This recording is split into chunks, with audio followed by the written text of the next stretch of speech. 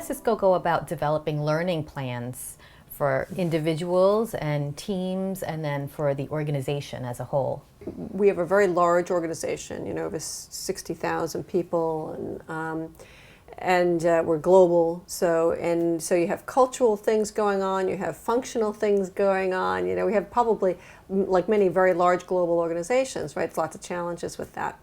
And I'd say that, the way we think and plan about it is we ask, as part of our operations reviews, as part of our planning of our talent, we have specific templates and things that we have to fill out. It sort of drives everyone's thinking about where's your talent today, where does it need to be, who are your superstars, what do they look like, and then how do we build more of that in the organization. So those are the questions we ask ourselves, and then again we get the leaders to participate, because if they don't participate, it's never going to happen. You really have to drive it all the way through the leadership team. And then of course we have some centralized programs that help to create the change. Whether that be our platform and what we're doing in services, or whether we talk to the HR team and how they're driving a new kind of leadership culture.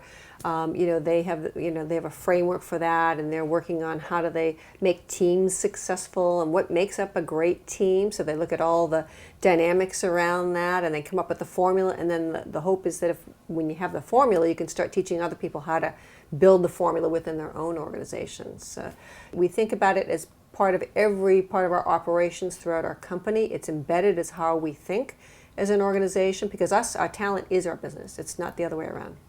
What's your approach to competency modeling within the organization? The best in class stuff that we do is probably in the certification program. Of course, we take the formula of what we call job task analysis, JTAs, and we look at the jobs and we break them down into specific roles.